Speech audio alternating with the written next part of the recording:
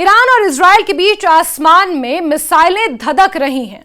Iran लगातार Israel पर बीते 2 दिनों से मिसाइलें दाग रहा है। भारी नुकसान इजराइल को हो रहा है, लेकिन इस बीच ये जानना बेहद जरूरी है कि दोनों देशों के बीच जो ये युद्ध छिड़ा हुआ है, इसमें जो मिसाइलें एक दूसरे पर दागी जा रही हैं, वो मिसाइलें किन देशों से होकर गुजरती हैं। जी हां, इस वीडियो में आगे हम ये समझने की कोशिश करेंगे। इजराइल और ईरान के बीच पिछले 1 हफ्ते से जंग जारी है। लगातार हालात बिगड़ते जा रहे हैं। दोनों देशों के बीच मिसाइल और ड्रोन से हमले हो रहे हैं। इजराइल ने भी ईरान में अराक हैवी वाटर रिएक्टर पर हमला किया है। हमले के बाद हुए नुकसान की जानकारी नहीं मिली है, लेकिन हमले से कुछ घंटे पहले ही इजरायली सेना यानी कि आईडीएफ ने अराक और खुंडम शहर के लोगों को इलाका खाली करने की चेतावनी दे डाली थी। अब इस जंग में हाइपरसोनिक मिसाइलों की भी एंट्री हो चुकी है, जो ईरान की तरफ से दागने का दावा किया जा रहा है। इससे भीषण तबाही मची हुई है। ईरान ने बैलिस्टिक मिसाइलों का भी इस्तेमाल किया है। इस बीच अमेरिका ने भी ईरान को सरेंडर करने की चेतावनी दी है, लेकिन ईरान पीछे हटने को तैयार नहीं है। ईरान के supreme leader Ayatollah Ali Khamenei ने इससे इनकार किया है। खामेनी के इनकार के बाद ईरान ने इजराइल पर बड़े हमले किए हैं, जिससे हाइफा और तेल अवीव में बड़ा नुकसान हुआ है। इजरायली रक्षा मंत्री ने कहा है कि खामेनी मॉडर्न हिटलर हैं। उनके जैसे तानाशाह को जीने का अधिकार नहीं होना चाहिए।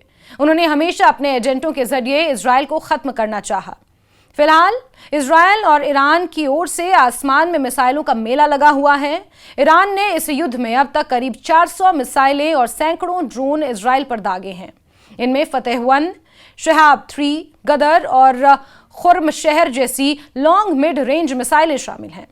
इन हमलों में इजराइल में अब तक 24 लोगों की मौत हो चुकी है। 1300 से ज्यादा लोग जख्मी हैं।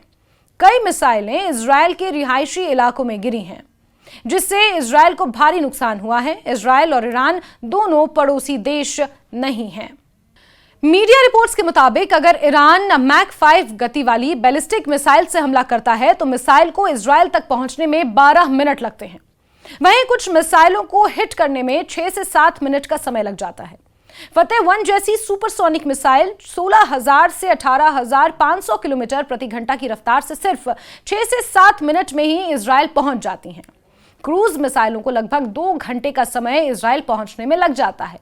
ड्रोन को यह दूरी तय करने में 9 घंटे तक का समय लगता है। ईरान और इजराइल दोनों देशों की दूरी करीब 1300 से 1500 किलोमीटर की है। ऐसे में जब ईरान या इजराइल एक दूसरे पर मिसाइल और ड्रोन से हमला करते हैं तो उन्हें कई देशों के एयर स्पेस का इस्तेमाल करना पड़ता है। ये देश इराक, सीरिया, जॉर्डन और लेबनान है। इन देशों के हवाई क्षेत्रों को पार करने के बाद ही ईरान की मिसाइलें इजराइल में पहुंचती हैं। ईरान इजराइल संघर्ष में अमेरिका की सीधी एंट्री की संभावना फिलहाल बनी हुई है। अमेरिका पहले से ही मध्य पूर्व में अपनी सैन्य ताकत को बढ़ा चुका है। Fighter aircraft, tanker, bombers, warfare support vessels, missile defence system जैसे कि THAAD और यहां तक कि 2 एयरक्राफ्ट कैरियर ग्रुप्स भी इस इलाके में तैनात कर दिए गए हैं।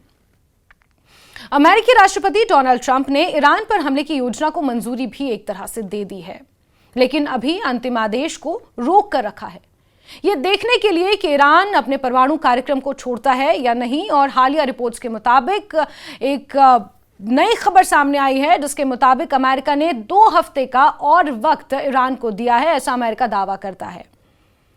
अगर संघर्ष और बढ़ता है या ईरान किसी बड़े हमले की तैयारी करता है तो अमेरिका सीधे युद्ध में उतर सकता है। अमेरिका ने अपने मिलिट्री ऑप्शंस को भी ओपन रखा है। इस बात को लेकर सभी पक्ष चेतावनी भी दे रहे हैं। ईरान ने कहा है कि अमेरिका के दखल की स्थिति में नतीजे गंभीर हो सकते हैं, और रूस ने भी अमेरिका को युद्ध में इंटरफेयर करने से मना किया है, एक तरह से चेतावनी दी है। इसलिए अमेरिका की इस संघर्ष में एंट्री का खतरा बना हुआ है। हालांकि अभी तक वो सीधे तौर पर लड़ाई में शामिल नहीं हुआ है। सिर्फ बयानबाजियां डोनाल्ड ट्रंप की तरफ से की जा रही हैं और एक तरह से इजराइल का पूरा सपोर्ट अमेरिका को मिलता हुआ यहां पर साफ दिख रहा है। बड़ा सवाल यह है कि क्या इस संघर्ष में अमेरिका का प्रवेश यानी कि अमेरिका की एंट्री भारत के लिए भी खतरा हो सकती है, क्योंकि सवाल कहीं ना कहीं दबे शब्दों में ईरान और भारत की दोस्ती पर भी है। अगर ईरान इजराइल संघर्ष में अमेरिका की सीधी एंट्री होती है तो इसका भारत पर सीधा खतरा बनने की संभावना थोड़ी सी कम है, लेकिन इनडायरेक्टली कुछ चुनौतियां पैदा हो सकती हैं।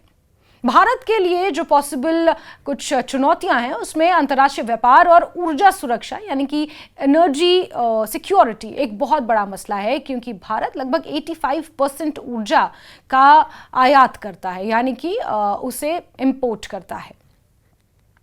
मध्य पूर्व में युद्ध या अस्थिरता होने से तेल की कीमतें बढ़ सकती हैं, जिससे भारत जैसी ऊर्जा आयातक अर्थव्यवस्थाओं पर दबाव पड़ेगा। यानी कि क्योंकि भारत एनर्जी और कच्चे तेल का आयात करता है, यानी कि इंपोर्ट करता है, हम उसे बनाते नहीं हैं, हम उसे खरीदते हैं दूसरे देशों से। इसका मतलब होता है आयातक अर्थव्यवस्था। हिंद महासागर और खाड़ी क्षेत्र में सामुद्रिक व्यापार मार्गों पर असर पड़ सकता है। स्ट्रेट ऑफ हॉर्मुज, जिसकी एक अन्य वीडियो न्यूज़ 18 की तरफ से मैंने बनाई है, उसका लिंक भी इस डिस्क्रिप्शन में है। आप स्ट्रेट ऑफ हॉर्मुज, जहां से ये कच्चा तेल और गैस होकर गुजरती है, जो ईरान और इजराइल की अस्थिरता पर जिसका असर पड़ सकता है, अगर उसके बारे में आप ज़्यादा जानना चाहें तो लिंक पर क्लिक करके उस वीडियो को आप समझ सकते हैं, देख सकते हैं। तो हिंद महासागर और खाड़ी क्षेत्र में सामुद्रिक व्यापार मार्गों पर असर पड़ सकता है, जिससे भारत के आयात निर्यात पर भी असर होगा। वहीं खाड़ी देशों में लाखों भारतीय काम करते हैं। युद्ध या अस्थिरता के कारण उनकी सुरक्षा और आजीविका पर भी खतरा पैदा हो सकता है। अगर युद्ध का और विस्तार होता है, अगर ये युद्ध एस्केलेट हो जाता है, तो भारत को क्षेत्रीय स्थिरता बनाए रखने में चुनौतियों का सामना करना पड़ सकता है। भारत और अमेरिका के बीच रणनीतिक साझेदारी और रक्षा सहयोग मजबूत है, लेकिन युद्ध के दौरान अमेरिका की जो प्राथमिकताएं हैं, यानी कि अमेरिका की जो प्रायोरिटीज हैं, वो बदल सकती हैं। अगर इस पूरे क्षेत्र में आतंकवाद समूह सक्रिय होते हैं तो भारत पर भी सीधा इसका प्रभाव पड़ सकता है।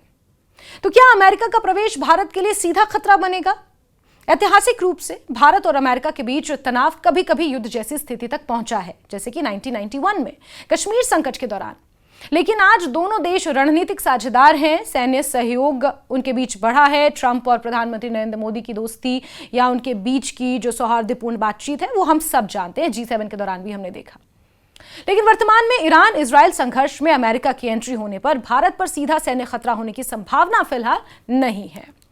भारत की इकोनॉमी, ऊर्जा सुरक्षा और प्रवासी भारतीयों की सुरक्षा पर जरूर असर पड़ सकता है।